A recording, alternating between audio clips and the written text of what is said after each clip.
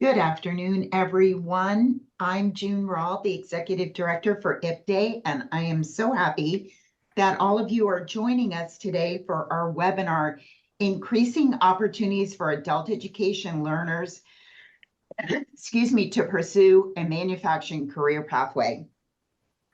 Before we get started, I do want to remind you of the vision of Florida Adult Education, and it really is to hold learners at the center. Oh, I'm so sorry. Yolanda, I'm going to turn it over to you. I'm joking. Okay, so good afternoon. My name is Yolanda Flores, and I'm with Collier County Public Schools. And thank you so much, June, as always, for allowing me to today share our district's journey on how we went about securing some funding for us to enhance opportunities for adult education learners to pursue a manufacturing career pathway. Throughout the presentation, if you do have a question, please feel free to type it in the Q&A option. Also remember that your microphones are muted and you are in listen mode only, and the presentation is being recorded. June will be checking the Q&A options. Also, there'll be opportunity for you to enter some things into the chat box, and June will be reviewing the chat box as well and sharing some of your thoughts with us as we continue on. So before we get started, in the chat box, if you can put your name, the district or college that you represent, and if you are currently offering a manufacturing IET program. So if you're currently offering a manufacturing IET program, just again, put your name, the district or college, and yes for if you're offering it, and no if you're not offering it. And I'll give you a couple of, a few seconds to do that. And June, if you can monitor that and let me know what kinds of responses are coming through.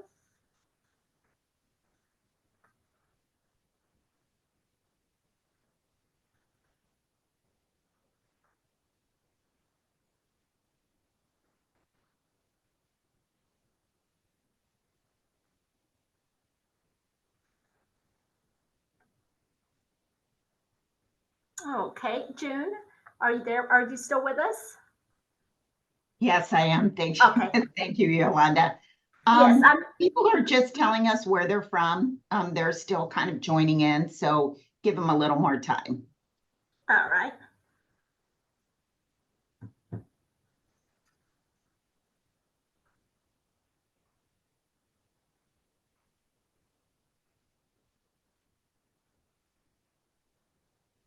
Welcome, Santa Rosa. Welcome, Janice. Welcome, everyone. We're glad that you're here with us today. Thank you for joining us.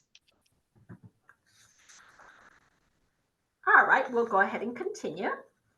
And so basically, our journey in enhancing opportunities for adult education learners to pursue a manufacturing career pathway really started with me applying to Advanced CTE, which is a national organization of career and technical education. And basically, they deal with the state CTE programs throughout the United States. And they had an opportunity for me to apply to the post-secondary state career and technical education leaders fellowship in the fall of 2022. And so I did apply. And as a result of that, I was accepted into the fellowship. And on the application, I had to identify a real world problem that I wanted to address. And because IET is dear and near to my heart, and it's something that in the state of Florida, we've been working very hard on trying to enhance, I chose to address IET and looking at it from a CTE perspective. So a lot of our conversations in the world of adult ed, of course, are adult education administrators. And some of us might wear multiple hats as well as the CTE hat as well. But others, we're just adult ed specific, right? So this particular project, I started at it from a CTE administrator perspective. So again, the problem that I identified was IET. And I wanted to really focus on seeing how our adult education learners specifically our English for speakers of other language and ABE students, what programs were they transitioning to when it came to our career and technical education programs? So I was fortunate enough to be accepted into the fellowship, and I can tell you it proved to be a very invaluable experience. So if any of you are interested in learning more about that fellowship or applying, applications are going to open up for the third cohort in March of 2024, and you can reach out to me and I'll be glad to share how you go about applying and providing any information that you might need. But once I got accepted into the program, I received a mentor, and it was someone from the Bill and Melinda Gates Foundation, and I considered them to be my thought partner. But also, now that I was in the program, I actually had to look at the problem that I had posed and start looking at how I was going to devise solutions to address the problem. And so I started by looking at our historical Perkins data for programs that we offered at Lorenzo Walker and Immokalee Technical College. And I basically looked at the subpopulation data for focus, right? And specifically because Perkins mandates that educational institutions look at enrollment, completion rates, and job placement rates for different subpopulation within the student body and see how those students are comparing to the general student population. And of course, this approach is important because it helps ensures that CTE programs are effectively meeting the needs of all students. So you're probably asking, well, how does this tie into our adult students? Well, Perkins has 9 subpopulations. And if you look at the list, it includes individuals with disabilities, individuals from economically disadvantaged families, individuals preparing for non-traditional fields, single parents, out of workforce individuals, English learners, homeless individuals, youth who are either in the foster system or out of it, and youth with a parent on active duty in armed forces. Now think about the students that you serve in your adult ed programs. And as you reflect on those students, you probably see that many of your students probably fit in one of these boxes, especially if you have a large English learner population right there. You have English learners, right? So that's why I started by looking at the Perkins data, and I wanted to see our English learners, our ABE learners, what programs are they going into? Are they going into manufacturing programs? Are they going into healthcare programs? Are they going into culinary, cosmetology? Where are they going? And how does that compare to our general population? So that's where I started. So the question that as a result of the data, I found out that adult education students were not pursuing manufacturing as a viable career pathway. So I sought out to understand why, right? So I want to hear your perspectives. If you can type your answer in the chat box, why do you think adult education students do not pursue manufacturing as a viable career pathway? I know that in our district, we saw a large portion of our students going into nursing assistant, practical nursing, culinary, auto service, but we did not see them going into manufacturing. So if you can take a few seconds and type in your answer in the chat box, why do you think adult students are not pursuing a career in manufacturing?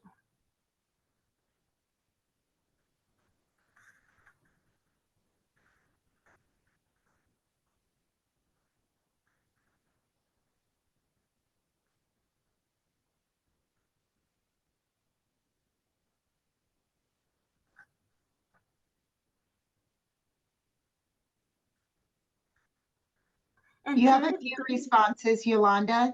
Some say they don't have a clue. of what where the opportunities are for manufacturing. They're unaware of the opportunities. The medical and financial opportunities are higher in the local area. Mostly, I don't think they realize that there is an opportunity for them in this field. Absolutely. And all of you are right on target. Funding is an issue. Absolutely. So all those answers are things that we've discovered as well in our region. Exactly what you said. Many times our teachers are not aware, students are not aware. Manufacturing, do we have manufacturing, right? So when you hear Florida, what industries come to mind, right? Manufacturing didn't come to mind, but what industries did come to mind? If you can take a few seconds and type it in your chat box, what industries come to mind when you hear Florida?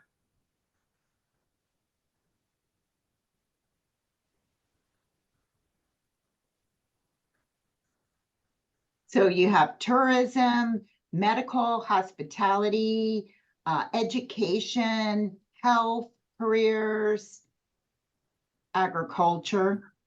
Mm-hmm. All of them exactly what we found in our area as well. When people hear Florida, manufacturing never rises to the top of the list.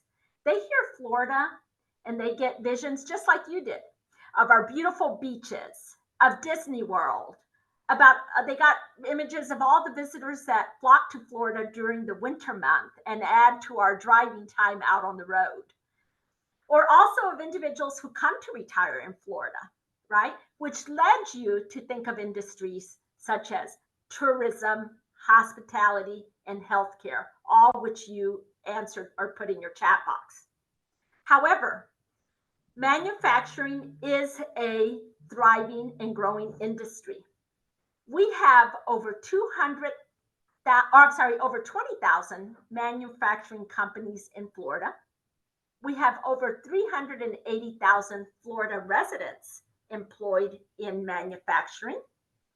And when we looked at our Collier programs, we have 3 programs in the manufacturing career cluster, and that was CNC production, machining, and welding. And oh, by the way, in looking at our data historically, we only had on average about 2 students enrolled in those programs with a previous adult education enrollment. And what is the average wage? $63,700, which is not bad, right? So there was an opportunity there as we talk about high wage, high demand. Manufacturing is very viable, a very viable career pathway for our adult students. So when you look at then our adult ed students in Collier County, we serve close to 3,000 students. And the majority of them are English for speakers of other languages. Now, if we look at our Florida data, we have over 1 million over the age of 25 that need a high school diploma. We have over 800,000 between the ages of 18 and 16 that lack English skills. And in 21-22, we served over 70,000 ESOL students. So this is a market that we need to target and reach because they can help meet the talent pipeline issue that we have in Florida. Oh, by the way, have you ever heard of Florida being referred to as God's waiting room? And the reason why is because every day more individuals die than are born. And that's a real Department of Health statistic, right? So that leads to a talent pipeline issue. And that's why it's important for us to really target our adult ed students to get on that career pathway and move them to build that niche. The next thing that I did is I did a comparison between Perkins, which I mentioned earlier, WIOA, which most of you are familiar with, and the Florida Blueprint 2030. And Florida Print 2030 is the one that probably the least amount of people have heard about, but that's the Florida Chambers of Commerce plan and vision to get people into the workforce. And if you look at what each one of those plans says about special populations or at-risk groups, they have some similarities, right? And that is that they want all of them to get into jobs, and they want them to get into careers, and they want programs to address significant barriers. So that's why it's important, and which all of you already know, why IET is so critical. Through IET, we can address those barriers. Through IET, we can address those populations, and we can get them into employment. So through this process then, the short-term goal was to improve opportunities for adult education students to learn about manufacturing CTE programs, which again, some of you mentioned in the chat box, they don't know about it. So we wanted to make sure that, how do we expose them? And then my target group was adult education staff, CTE staff, community partners, business partners. And then I went about doing this by developing a pre-survey, a professional development experience, and then a post-survey. So again, pre-survey was developed. Then we sent out an announcement regarding the experience that was coming up. We had the experience and then a post-survey. And then I'll dig a little bit deeper into each one next. So the pre-survey was constructed to assess the staff's perception of manufacturing and their readiness to guide students, specifically teachers. And why teachers? Well, our adult ed students, besides family and friends, their other number one source of information comes from teachers. And I know as an educator myself, I know about healthcare, I know about culinary, I know about cosmetology, but I might not know as much about manufacturing. So how am I going to do a unit on manufacturing, or even know that there's a need to do some career exploration on manufacturing if I'm not aware of the opportunities that exist for me, right? So we, in this survey that I developed, I asked the teachers and others that took the survey, you know, what do you know about manufacturing? When you think about manufacturing, do you think it's a dirty job, a clean job? Do you think it's high paying, low paying, those kinds of things, right? Are you aware of the manufacturing programs that the technical colleges offer? Do you know the companies in our area that hire individuals in this career? Just so that I would have an idea. So that really, the pre-survey, what is it that they know?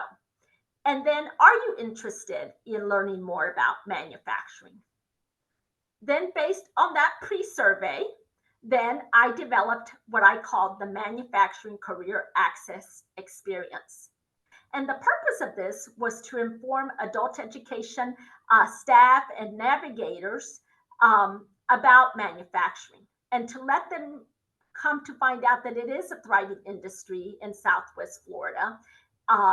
And then what is it that they can do to expose their students to it? The announcement was emailed out to our adult education staff, as also to our CTE staff at LWTC and ITech, Career Source, and Future Makers. Okay. Then we had about 20 individuals that said yes, they would be interested in participating in the experience. And the experience was actually a full day from 7:30 to 2:35 in the afternoon.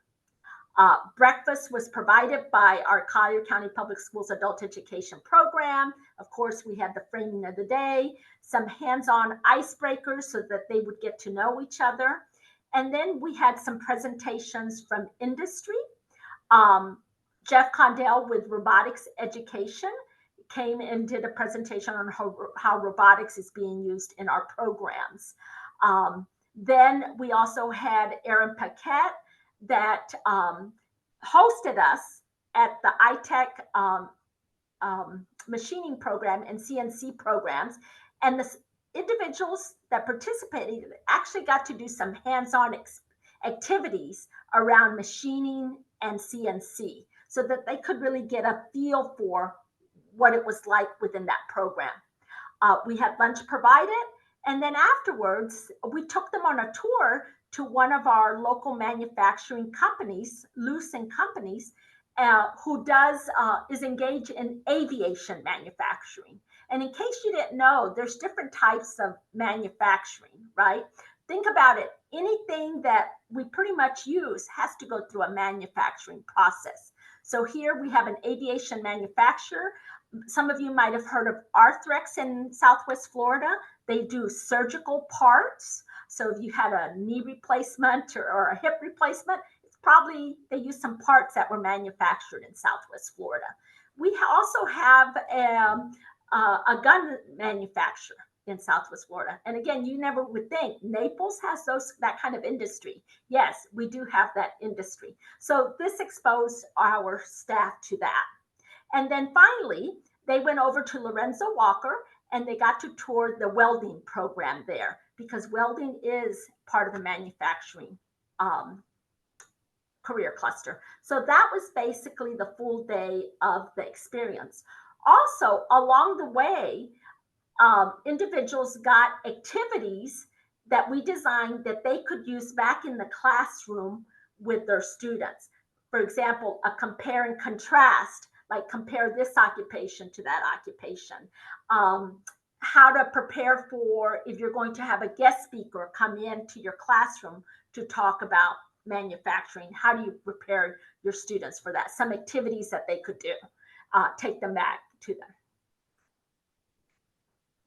After the experience, then we did a post survey to see were there any changes about their perceptions in manufacturing and what knowledge did they gain and how could they go about promoting manufacturing career programs among adult education students. So again, just to recap, who participated? Industry experts. We had the Manufacturing Association. And one of the things I discovered, which I didn't know, is in Florida, the manufacturing associations are divided up into regions, and there are 12 manufacturing associations in the state of Florida. So no matter where you are in Florida, look them up and see what manufacturing association are you a part or your county is a part of, right? We have the robotics manufacturer and the aviation manufacturing company. And again, the hands-on activities, CNC, machining, welding, career exploration. And then you can see who participated. We had 4 navigators, 7 instructors, 4 administrators, 5 community partners, and 6 industry experts that came together. So what was the biggest takeaways, right? Based on the post survey. And these are actual comments that the participants wrote in their surveys. Honestly, my perceptions have been changed having attended the workshop. Despite what I initially assumed, there are many manufacturing opportunities in our local area that are high demand and high wage. The knowledge of the opportunities, I'm excited to guide students towards a career in manufacturing now. So again, based on this feedback, you can see people were not aware of manufacturing. But once they learn, our teachers, our navigators were excited to go back and now share with students, right? And create a career exploration activities to introduce students. As part of meeting industry experts, our teachers made contact with employers that said, you know what, we'd be happy to open our doors and have your students come and tour our place of business. They made connections with Rob Harris, who is with the Manufacturing Association. And he said, you know, every year we have National Manufacturing Month, which takes place in October. And even though the focus tends to be on high school students, there's no reason why adult education students could not participate in the activities of during National Career Manufacturing Month and promote it so that more and more adult students are aware of it. So then we asked him, well, what are some suggestions?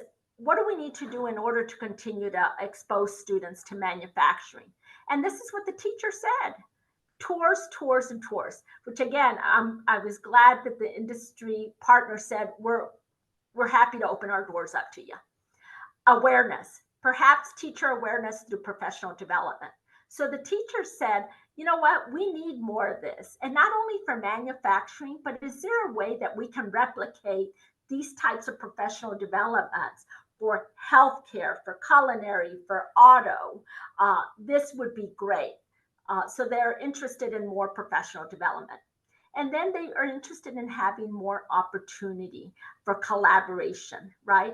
Collaboration that can be measured and is consistent. Okay. Before I move on to recommendations, June, do we have any questions? Has anyone posted any questions in the Q&A? No, you're good to go. Okay. All right. If you do have any questions, feel free to put them in the Q&A. So upon conclusion of this, then, there were some recommendations that I put together. And one is that as adult educators, we need to offer joint experiential professional development opportunities to CTE staff, adult education providers, and industry partners in order to expose participants to specific industries and equip them with valuable insights for guiding students. Think about it this way: all of us engage in professional development, but so many times it's in silo. This PD is for adult ed. This PD is for our CTE staff.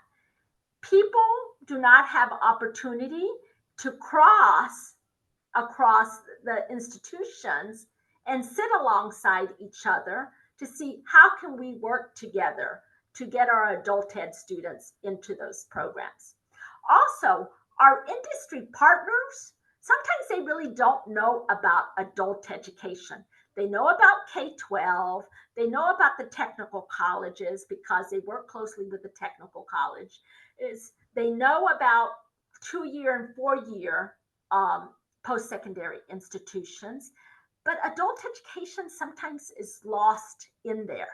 This kind of PD gives them an exposure of really who is that adult ed student. And oh my gosh, you serve those many? Oh, they're part of our workforce.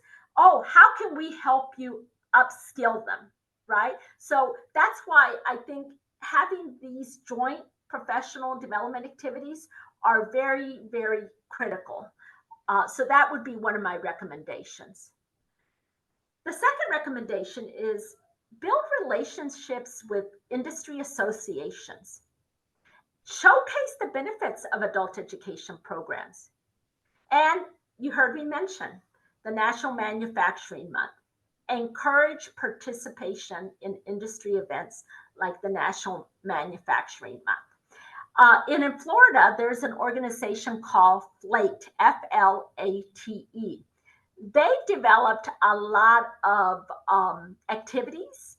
And when you see some of those activities, you think, well, those are more K-12 oriented, but they give you ideas of things that you can take and with a little bit of modification, make it suitable to fit your adult education students. So there's a lot that's been put out there. There's also some wonderful videos that the Manufacturing Association has developed. And if anyone is interested in some links to those videos, or if you're interested in my project, I'll be glad to, if you put your email in the chat box, we can take that information and I'll be glad to email you the survey, my actual white paper that I ended up writing, and also the agenda and the surveys, whatever you need in case you wanted to replicate this back in your area. So again, second is build relationships with those industry associations.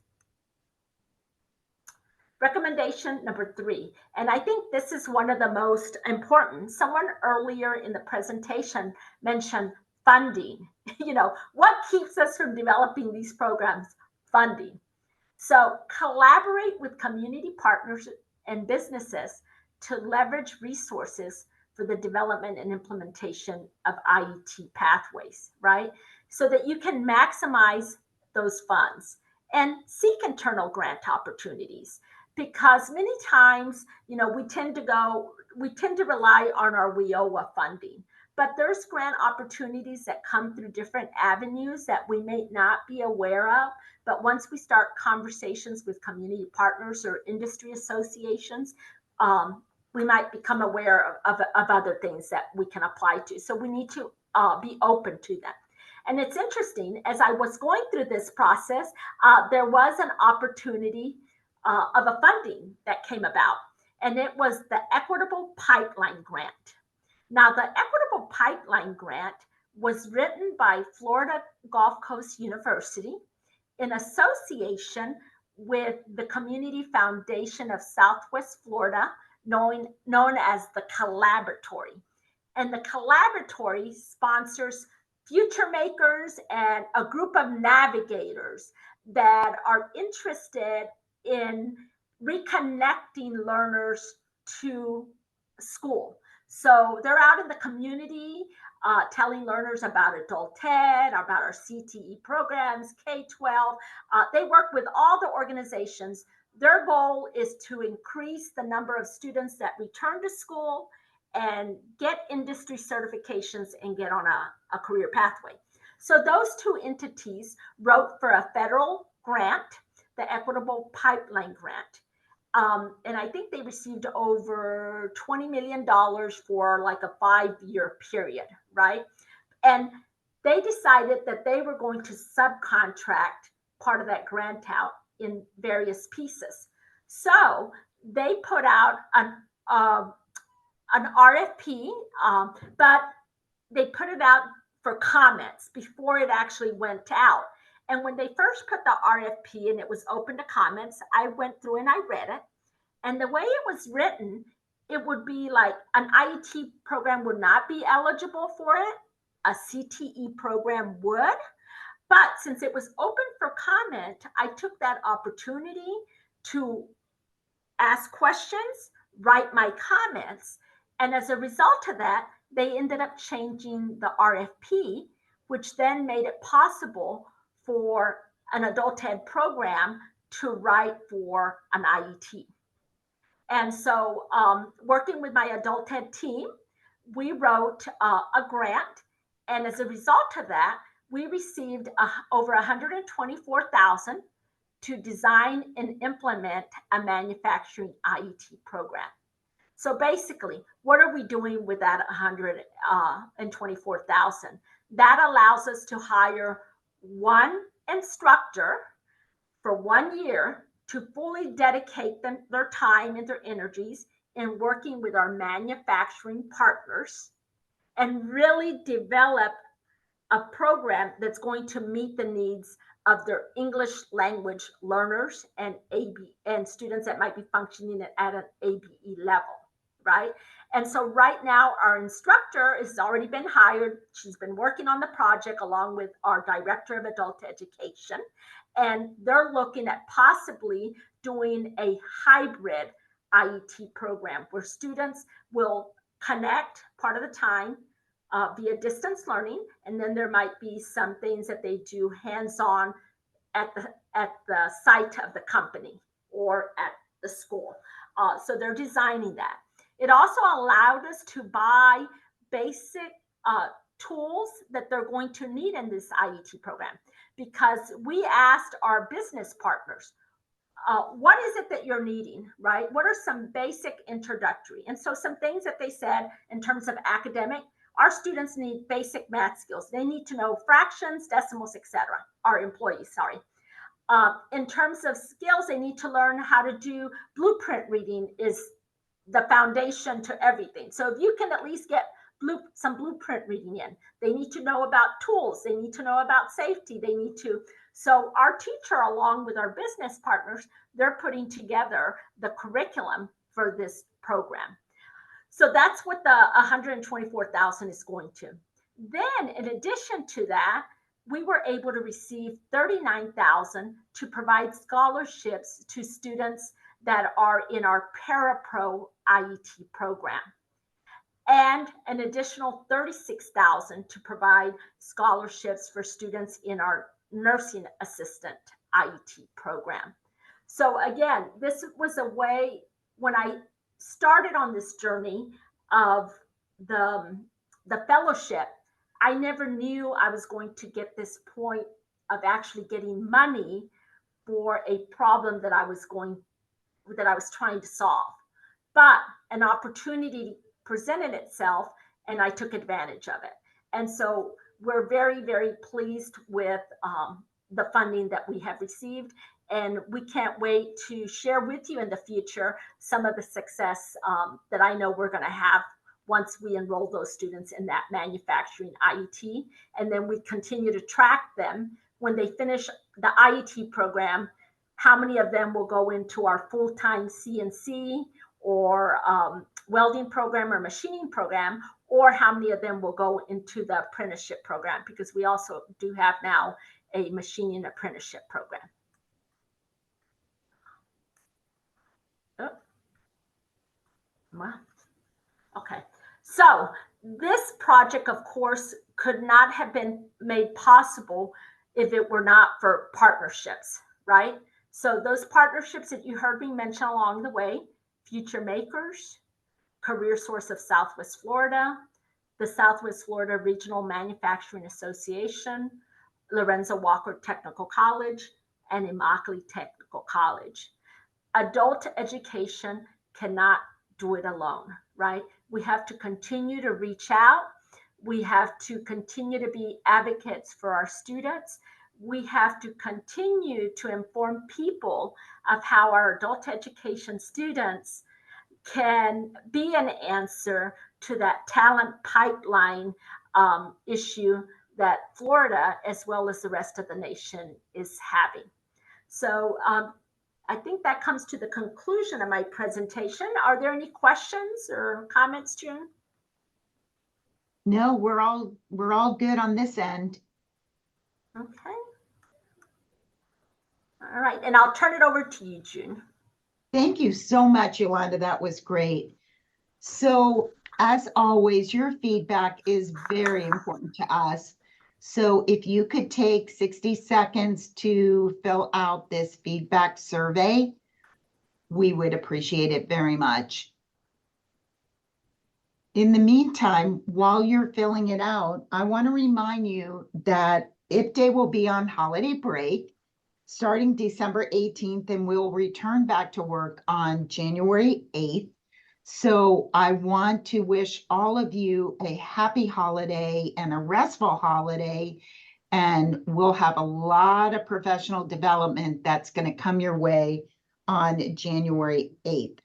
January 10th, we will have a webinar, Cultivating the Mindset, Plan and Process for Lifelong Learning.